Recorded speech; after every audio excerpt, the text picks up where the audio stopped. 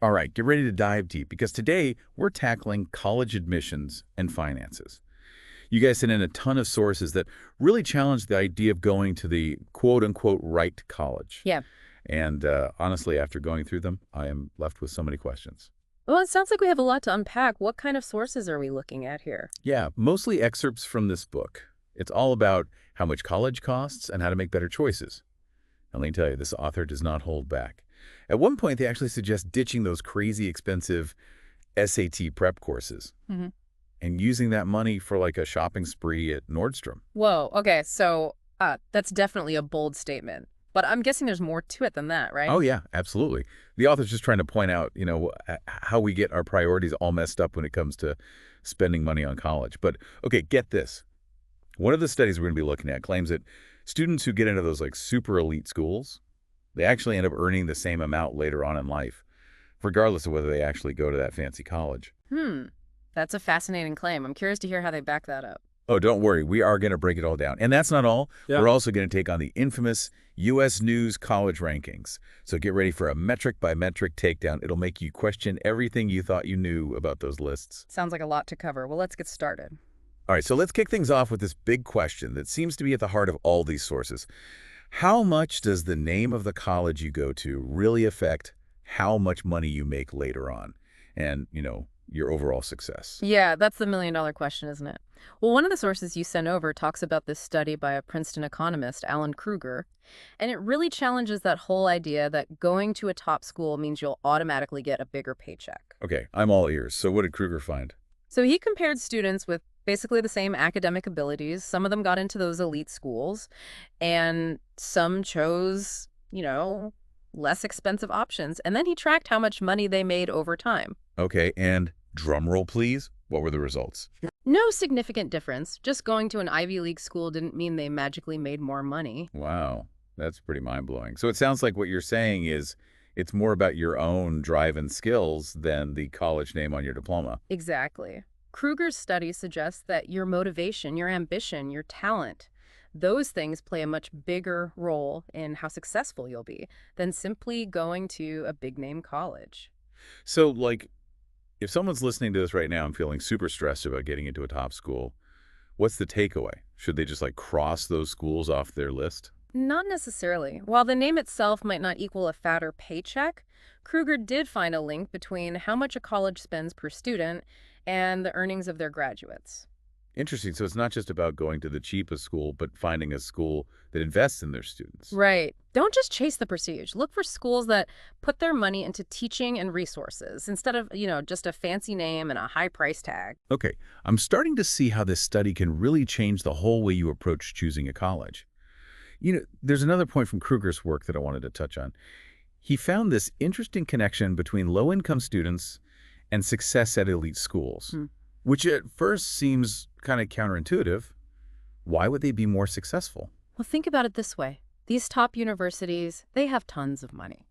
And they give out generous financial aid to get the smartest kids, regardless of their background. So this means low-income students might actually have an advantage at these schools. So they could graduate with zero debt. Exactly. They get a world-class education without the crazy tuition bills, which puts them in a much better financial position after graduation compared to students drowning in debt. It's huge. It's an important reminder that even though those top schools seem super expensive, they can actually be a great option for low-income students, thanks to their financial aid programs. That's a total game changer. Okay, let's move on to another topic I'm pretty sure you're ready to dive into. Debunking those U.S. News college rankings. Gotta say, the source we have on this is pretty savage. Yeah, those rankings can be so misleading. I think it's important to understand why. Want to break down some of those flawed metrics they use? Let's do it. What's first on the chopping block? Let's start with retention and graduation rates. You'll always see private colleges bragging about their high numbers in those areas, but it's not necessarily because they're better schools. So why do they have higher rates then? Well, they usually attract students who are already high achieving. Those students are less likely to drop out, no matter what school they go to. So those high retention and graduation rates, they might say more about the students than the actual quality of the education. That makes sense. Yeah. What about class size? Everyone seems obsessed with smaller classes. Right, as if smaller is always better. But big universities actually have a wider range of class sizes, so students have more choices. And depending on the subject, a big lecture can be just as good as a small seminar. It really depends. Hmm, never thought about it that way. What about faculty? Those rankings always highlight the percentage of full-time faculty, but something tells me there's more to that story.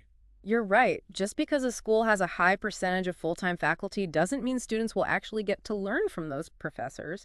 A lot of the star academics at big universities, they're focused on research, not teaching undergrads. So that metric can be super misleading. Totally. And then there's that oh so important acceptance rate. Ugh, don't even get me started on that one. Colleges can easily manipulate those numbers. They encourage applications from students they know they'll reject just to make themselves seem more selective. It's a game. It really is. And speaking of games, let's talk about admissions yield. What makes that such a bogus measure? Okay, so admissions yield is basically how many accepted students actually enroll. People say it shows how popular a school is, but it doesn't actually reflect the quality of the education. So a high yield could just mean they're good at marketing, or that they offer sweet financial aid packages. Exactly. It's about so much more than how good the education is. Okay, we're seeing a pattern here. Yeah. Don't trust those rankings blindly. Focus on what really matters for you. So what other traps do we need to watch out for when choosing a college? Well, the source you shared talks about this idea of finding the right college, that whole fit thing where you'll feel like you belong. Oh yeah, the whole fit thing. And of course, the best way to find that perfect fit is by shelling out thousands of dollars for campus tours, right? Well, the source we're looking at actually says these fancy campus visits are often just smoke and mirrors, like a Potemkin village, all dressed up to impress you, but not showing you the real deal. That makes sense. I remember that story in the source about this admissions officer who admitted their tours were designed to be all happy and sunshine. They weren't even trying to give people a realistic picture. It's all about image, not helpful information. Which raises the question, is it worth spending all that money on these trips if they might not even give you a real feel for the school? It's barely if your kid falls in love with a place you can't afford. Talk about a recipe for heartbreak. Exactly. And there's another problem with this whole fit thing. People often equate fit with small private colleges. You mean that picture of the cozy little campus where everyone knows your name? Right. But while that sounds nice, big universities can actually offer just as much, if not more, in terms of finding your people and building a sense of community. Plus, they often have way more financial aid and scholarships, which makes them a better option for a lot of students. That's a really good point. So don't limit yourself to this narrow idea of fit. Look at different types of schools, think about the money, and remember, you can find your place anywhere. Exactly. Don't get blinded by those perfect pictures of small colleges. Okay, I'm already feeling more empowered. But there's one more topic we got to talk about.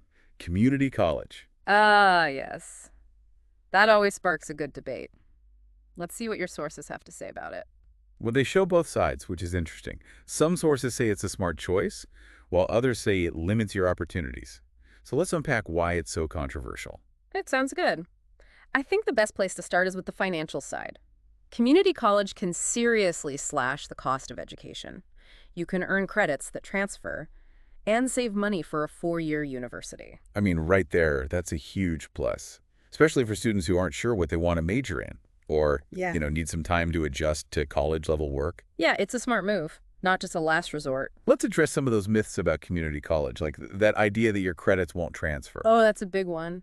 But it's simply not true. Most community colleges have these agreements with 4-year schools. They guarantee your credits will transfer. Oh, wow. So it's like a built-in path to a 4-year degree. I bet a lot of people don't know about those agreements. You'd be surprised. And it's not just about those agreements. More and more elite schools are actively recruiting community college grads. They see how talented and hardworking these students are. Yeah, like that story from the source about Brittany Blackbird. She went from community college to Yale Medical School on a full ride. That's amazing. It is. It shows you that community college can be a stepping stone to some of the best schools in the country. Okay, but what about that myth that the education at community colleges isn't as good? Another myth we need to bust.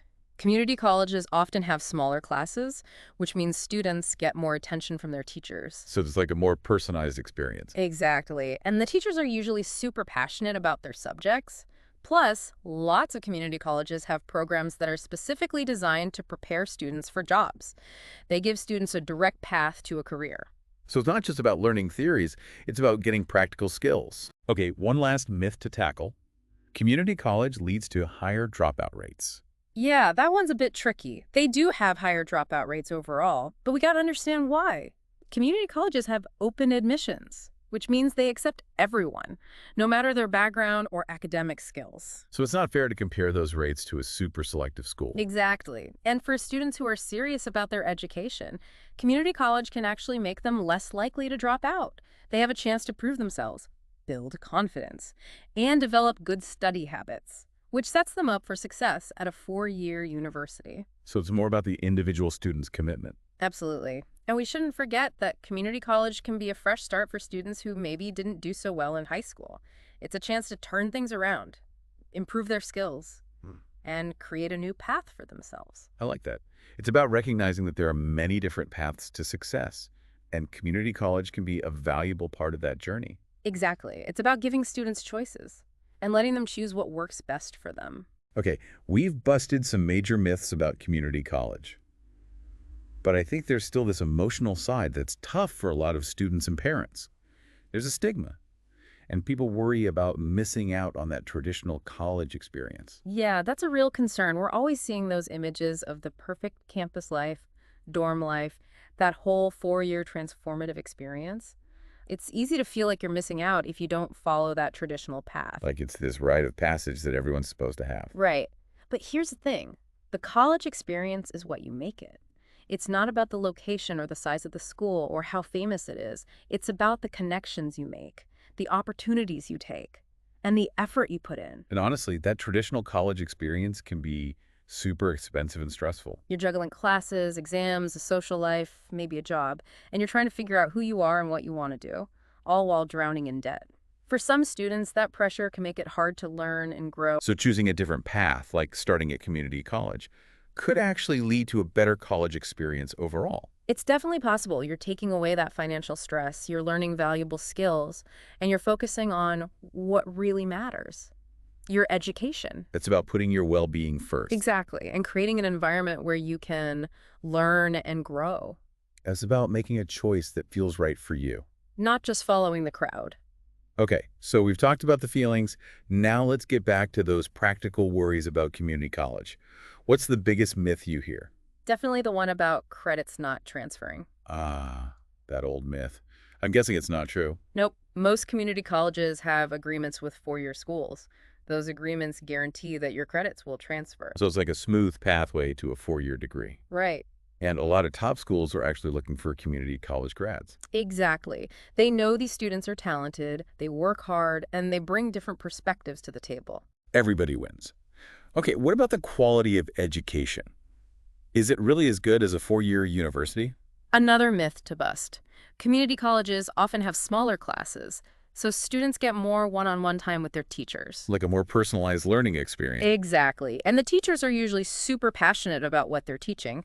Plus, many community colleges have programs that focus on getting you ready for a specific career. So it's not just learning theory, it's about gaining skills you can actually use. Exactly. Okay, last myth. That going to community college makes you more likely to drop out. This one's a little complicated. Community colleges do have higher dropout rates overall. But remember, they have open admissions, they let everyone in, no matter their grades or background. So you can't really compare that to a school that's super picky about who they accept. Right. And for students who are dedicated, going to community college can actually make them less likely to drop out. They get a chance to prove themselves, gain confidence, and learn good study habits. All of that helps them succeed later on at a four-year university. So it's really about the student's commitment. Absolutely. And don't forget, community college can be a chance for students who struggled in high school to start fresh. They can improve their skills and create a whole new path for themselves. I like that. It's about recognizing that there are many paths to success, Definitely. and community college can be a great option. So before we wrap up this part of our deep dive, let's recap what we've learned. Sounds good. First, don't get caught up in those college rankings, or that idea that going to a certain school is the only way to be successful. It's about taking control of your future. Right. Find a school that matches your goals and values, not just the ones with the big names and big price tags. And remember, community college can be a really smart choice. Absolutely. It's time to challenge those old stereotypes. and see the amazing opportunities that community colleges offer. So whether you're dreaming of an Ivy League education or a career-focused program, make sure you're making smart choices. Choose what you need. And don't let fear or pressure control your decisions. Take charge of your education Hmm. and create a path that will lead you to success. I love that. All right, that's a wrap on part 1 of our deep dive. Stay tuned for part 2, where we'll be talking about those often overlooked benefits of big public universities, and we'll bust some more college myths. Okay, so we're back for part 2 of our deep dive, and I'm pumped to talk about this next topic because I think it gets overlooked way too often, the perks of going to a big public university. Yeah, definitely a category that deserves more attention, especially with college costs going through the roof these days. Totally. So why do you think big public universities get such a bad rap? I think there's this idea out there that smaller private schools give you a more, personalized experience, more intimate, like you're not just a number. And while that might be true in some cases, it comes with a pretty hefty price tag. But big public universities, they offer a lot of bang for your buck, especially if you're a resident in the state where the school is. Okay, I like where this is going. And tell me more about this whole value thing. Well, think of it this way. You're already paying taxes that support these schools, so why not take advantage of that? As a resident, you get a much lower tuition rate, which can save you a ton of money in the long run. Yeah, it's like getting a return on your investment, not just in terms of education, but financially too. Exactly. And you're not sacrificing quality for affordability. Public universities often have amazing professors, people who are at the top of their fields. And because the departments are bigger, you get exposed to a wider range of ideas and teaching styles. It's not just about saving money then, it's about getting a good education that's also diverse. Our source mentioned something about economies of scale when it comes to faculty. What does that mean? Oh, yeah. So because bigger universities can usually pay their professors more and offer them better research opportunities, they can attract some of the best minds in academia. So that whole argument that private schools have better teachers, it's not always true. Makes sense.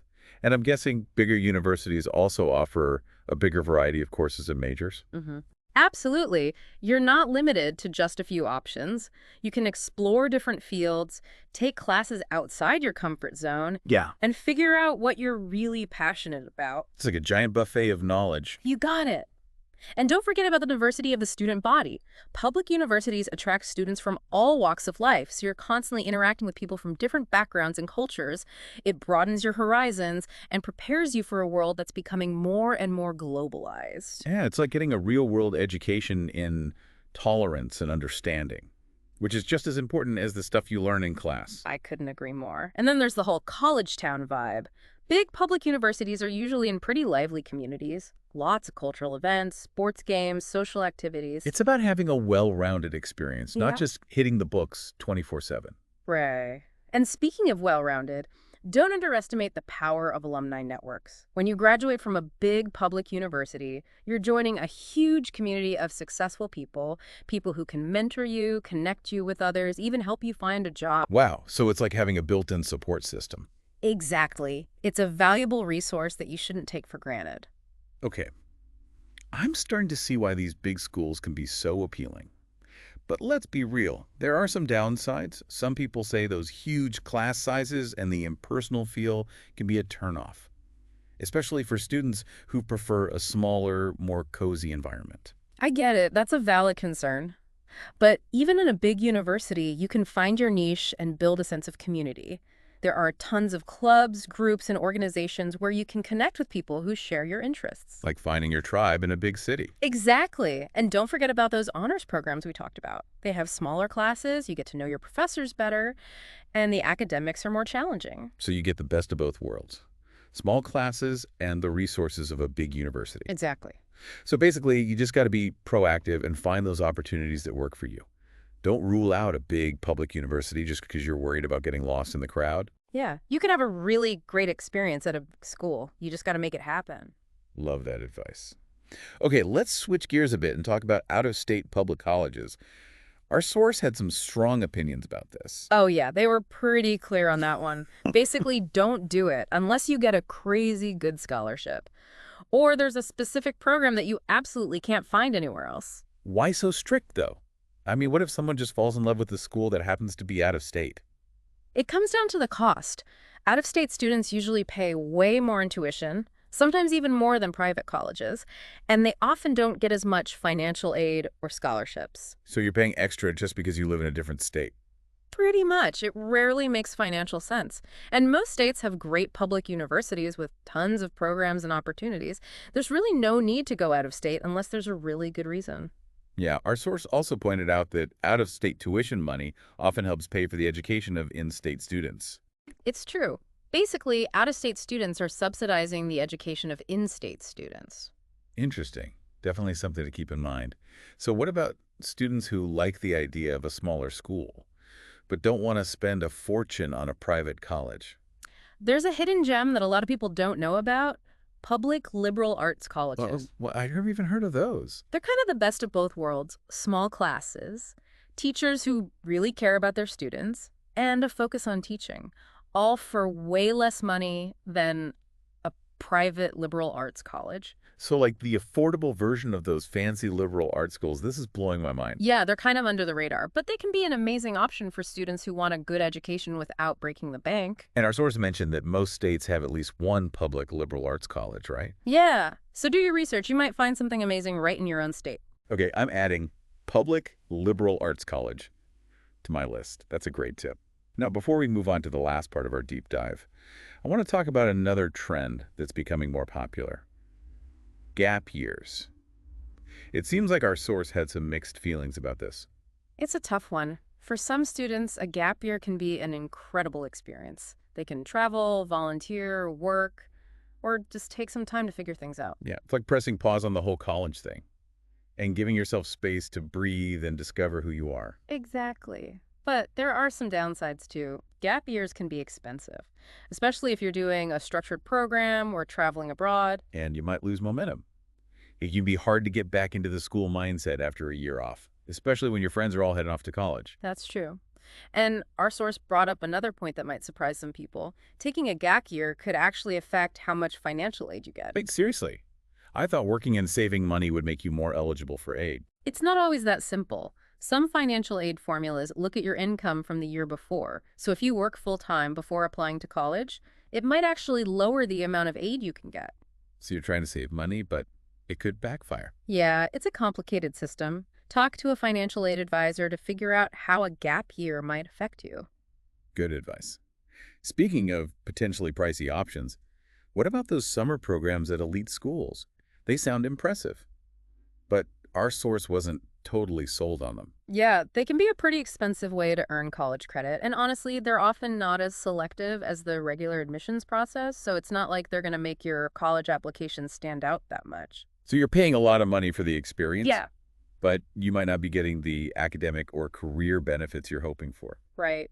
You could probably have a similar experience for way less money by taking classes at a community college or even online. Be a smart shopper. Don't get sucked in by the big names and fancy programs. Exactly. Okay, so bottom line, think carefully about your goals when it comes to summer experiences. Yeah, make sure it fits your budget, your interests, and what you want to do in the future. All right, we've covered a lot here about making smart choices, challenging what you think you know, and finding the best value when it comes to college. Any final thoughts before we move on to the last part of our deep dive? I think the main takeaway is that there's no one right way to do college. What works for one person might not work for another. It's about finding your own path, doing your research, and making choices that are right for you. I love that. It's about taking control and making the best decisions for your own journey. Absolutely. And we'll talk more about those different paths in the final part of our deep dive. All right, welcome back to the final part of our deep dive. We've talked about a lot, from those crazy college rankings to, alternative options like community college. Yeah, we've really challenged some of those traditional ideas about college. Hopefully you're feeling a bit more empowered to think outside the box. I hope so too. But before we wrap things up, I want to circle back to community college for a minute. Yeah. Because I know a lot of people still have some doubts. Yeah, it's a big decision. And it can be an emotional one too, not just about the practical stuff. Right. Like there's still this stigma around community college. Yep. And people worry about missing out on that whole, college experience. Absolutely. We're constantly seeing those pictures of the perfect campus life, dorm parties, that whole idea of college being these 4 years that change your life. It's easy to feel like you're taking a shortcut, like you're somehow dooming it wrong if you don't follow that traditional path. Like you're not getting the real college experience. Exactly. But here's the thing. The college experience is what you make it. It doesn't matter where you go or how big the school is or how famous it is. It's about the people you meet, the things you do, and how much effort you put in. And let's be honest, that traditional college experience can be super expensive and stressful. Yeah? You're juggling classes, exams, trying to have a social life, maybe working a job. Yeah. And a lot of times, you're drowning in debt. All that pressure can actually make it harder to learn and grow. So maybe going a different route, like starting at community college, could actually lead to a better college experience. It's definitely possible. You're taking away some of that financial burden, you're learning valuable skills, and you can really focus on your education. I like that way of thinking about it. It's about creating an environment where you can really thrive. Exactly. All right, so we've talked about the feelings. Let's get back to some of those practical concerns about community college. What's the biggest myth you hear? Probably that your credits won't transfer to a four-year university. Ah, yes, that old myth. But it's not true, right? Nope. Most community colleges have agreements with four-year schools. Those agreements basically guarantee that your credits will transfer. So it's like a smooth transition to a four-year degree. Right. And a lot of those top-tier schools are actually looking for community college grads. They recognize the value these students bring. They're talented, they work hard, and they have different perspectives. It's a win-win. Okay, what about the quality of education at community colleges? Is it really as good as a four-year university? That's another myth we gotta bust. Community colleges often have smaller classes, which means you get more attention from your teachers. It's a more personalized experience. Exactly. And the teachers are usually really passionate about their subjects. Plus, many community colleges have programs that are specifically designed to get you ready for a job. So it's not just about theory, it's about practical skills. Right. Okay, last myth I want to tackle. That community college leads to higher dropout rates. This one's a bit more complicated. Community colleges do have higher dropout rates overall, that's true. But we got to remember, they have open admissions. They accept anyone who applies, regardless of their grades or background. So it's not really a fair comparison to a school that only accepts the top students. Exactly. And for students who are serious about their education, community college can actually help them stay on track. They get to build confidence, develop good study habits, and prove themselves, which sets them up for success at a four-year school later on. It's about creating an environment that supports students. All right, I think we've successfully debunked those community college myths. But even if someone's convinced by the practical stuff and the money savings, there's still that emotional side. I get it. It's about challenging what society tells us about success. Exactly. It's about recognizing that there are many different ways to live a good life. And those paths might not always look like what we've been told. Right. It's about empowering yourself to make choices that are right for you. Absolutely. So as we wrap up this deep dive, what's the one piece of advice you'd give to someone who's feeling lost in the whole college maze? Don't get caught up in the hype. Forget about the rankings, the prestige, the pressure to follow a certain path. Tune out the noise? Exactly. Take your time, explore your options, and think critically about what you really want. And remember, there's no right or wrong answer. What works for one person might not work for another. It's about creating your own path and embracing the possibilities. I love that. On that inspiring note, we've reached the end of our deep dive. It's been a pleasure talking with you. And to you, our listener, we hope this deep dive has given you some new insights and a fresh perspective on college. Remember, you have the power to create a bright future, no matter what path you choose. And enjoy the journey.